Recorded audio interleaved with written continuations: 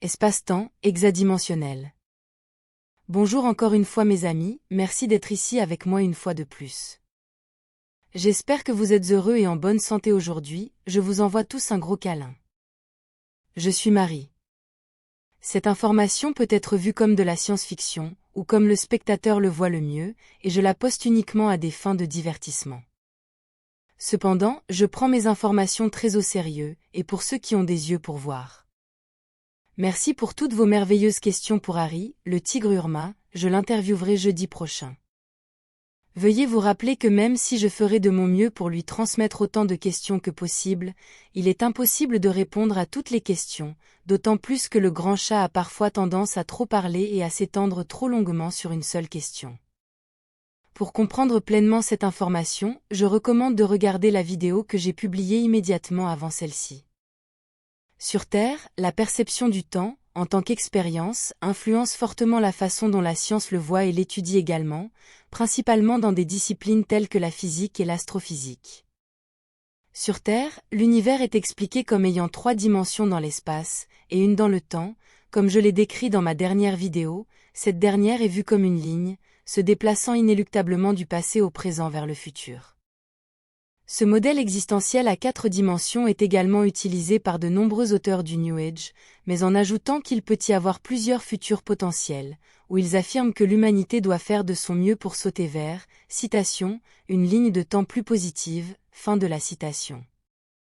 En contraste avec cette vision à 4 dimensions, les cultures interstellaires avancées voient et étudient le temps en utilisant un modèle à 6 dimensions, où il y a 3 dimensions dans l'espace et 3 dimensions dans le temps. Veuillez noter ici la correspondance parfaitement congruente entre le modèle à 6 dimensions, composé de 3 plus 3, avec les mathématiques en base 12, où l'univers entier fonctionne avec les règles mathématiques de 3, 6, 9 et 12. C'est ici que vous pouvez commencer à voir que le modèle à 4 dimensions utilisé sur Terre manque de la compréhension d'au moins 2 dimensions dans le temps, et que cela affecte gravement les résultats de tous les modèles mathématiques scientifiques humains utilisés en astrophysique. Cela cause des calculs mathématiques et leurs résultats à être erronés, car ils ne reflètent pas le prétendu monde extérieur, même si leurs formules et calculs peuvent toujours être corrects, mais seulement à partir du modèle mathématique autocorroborant et autosoutenu en base 10. La science sur Terre manque simplement de la compréhension nécessaire pour inclure 2 dimensions supplémentaires et leurs facteurs temporels dans leurs formules mathématiques utilisées en physique et en astrophysique. Même Nikola Tesla et son célèbre principe de 3, 6, 9 ne tiennent pas compte du facteur 12 nécessaire dans son modèle d'énergie libre. Cela crée un déséquilibre énergétique entre les côtés de l'éther, représenté par les nombres 3, 6, 9, et le côté du monde matériel, représenté par les nombres 1, 2, 4, 5, 7, 8 et 0, alors qu'ils devraient être 3, 6, 9 et 12. Contrairement à 1, 2, 4, 5, 7, 8, 10, 11 et 0, qui sont vus et observés dans les modèles mathématiques en base 12, appliqués non seulement à l'énergie libre et au voyage interstellaire, mais aussi à la compréhension du temps, y compris sa navigation pratique. Où 10 et 11 sont également vus comme des combinaisons de 1 et 0. Le modèle cosmologique à 6 dimensions est essentiel pour la compréhension correcte du fonctionnement de l'univers, et il est la base même de presque toute la science non humaine, telle qu'elle est comprise par les cultures interstellaires. 3 dimensions dans l'espace sont représentées telles qu'elles sont comprises sur Terre, avec le modèle des coordonnées cartésiennes, où elles sont souvent désignées par les lettres X, Y et Z. Et où les axes peuvent alors être appelés respectivement l'axe X, l'axe Y et l'axe Z. Et avec lesquels nous pouvons localiser n'importe quel endroit dans l'espace, en mathématiques généralement représenté par un cube, bien qu'il devrait être représenté plus comme une sphère pour une précision accrue, bien que cela complique certaines des formules à utiliser. De la même manière que le modèle cartésien représente un emplacement dans l'espace, en utilisant l'axe X, l'axe Y et l'axe Z, nous pouvons également représenter un moment dans le temps de la même manière, en utilisant les lettres U, V et W pour représenter ces axes. Cela représente notre modèle à 6 dimensions avec l'axe X, l'axe Y et l'axe Z, représentant un emplacement dans l'espace, et l'axe U, l'axe Z et l'axe W, représentant un moment dans le temps. Sur Terre, l'astrophysique affirme que l'univers est en expansion, ce qui n'est pas le cas pour les cultures interstellaires et leurs sciences, car l'expansion indique la vitesse, et la vitesse est liée à une période de temps, pour calculer le mouvement, mais comme le temps est relatif à l'observateur, il est impossible de calculer à quelle vitesse l'univers est censé s'étendre. Sur Terre, cela est calculé par un effet similaire au Doppler de la lumière, quand quelque chose comme une étoile qui s'éloigne de l'observateur commence à décaler sa longueur d'onde lumineuse de son blanc naturel vers le rouge, ou l'infrarouge, car la longueur d'onde de fréquence de la lumière qu'elle émet est étirée par sa vitesse alors qu'elle s'éloigne de l'observateur. Pour les cultures interstellaires avancées et leurs sciences, cet effet de lumière rouge est expliqué d'une autre manière, qui n'est pas envisagée par la science terrestre, où elle est seulement au début de ses efforts pour comprendre cette autre explication.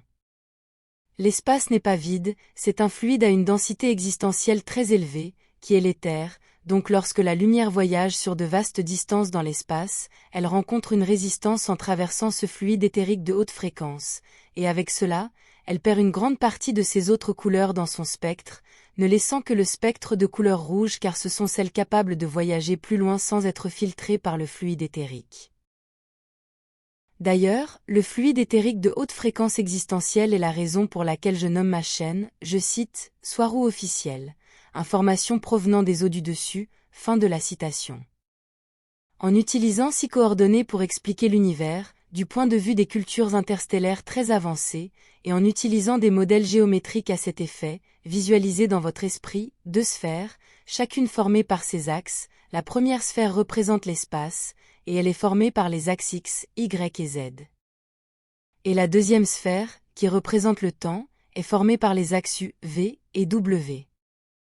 Maintenant, procédez à rassembler les 2 sphères, faites en sorte que l'une s'insère à l'intérieur de l'autre pour former une seule sphère, et mélangez-les dans votre esprit. Maintenant, vous avez une mégasphère qui représente l'univers, tel qu'il est compris par les cultures interstellaires très avancées, qui utilisent les mathématiques en base 12. Et où cette supersphère est formée et créée par 6 axes, qui sont X, Y et Z, plus U, V et W. Ce modèle mathématique et géométrique, qui est une sphère avec 6 axes, peut être utilisé pour localiser n'importe quel endroit dans l'espace, et aussi à quel moment exact ce lieu se trouve. Cela transforme le temps en un autre emplacement calculable, qui peut être trouvé et prédit en utilisant des formules tridimensionnelles très similaires aux équations de base pour les sphères, et qui ajoutées aux 3 autres axes dans l'espace, nous devons maintenant utiliser des équations hexadimensionnelles super complexes pour la sphère, pour pouvoir calculer un emplacement dans l'espace, et à son moment exact dans le temps. Il est important de dire ici qu'une telle supersphère hexadimensionnelle serait infinie en taille, anéantissant l'idée de la sphère géométrique que nous devons utiliser comme référence mentale, pour notre compréhension. Dans notre perception, comme nous pouvons représenter notre expérience de vie avec une ligne d'événements séquentiels, de notre naissance à notre présent, en avançant vers le futur, nous expérimentons également le temps de manière plus ou moins linéaire, car nous basons la séquence de ces événements comme une séquence associée à un cadre temporel unidimensionnel. Lorsque nous utilisons le modèle hexadimensionnel, nous pouvons tracer une ligne d'événements qui représente notre expérience de vie à l'intérieur de la sphère, et n'importe quel endroit ou segment à l'intérieur de cette ligne peut être trouvé et représenté avec ses coordonnées correspondantes, à l'intérieur des 6 axes de la supersphère, en tant que 6 coordonnées.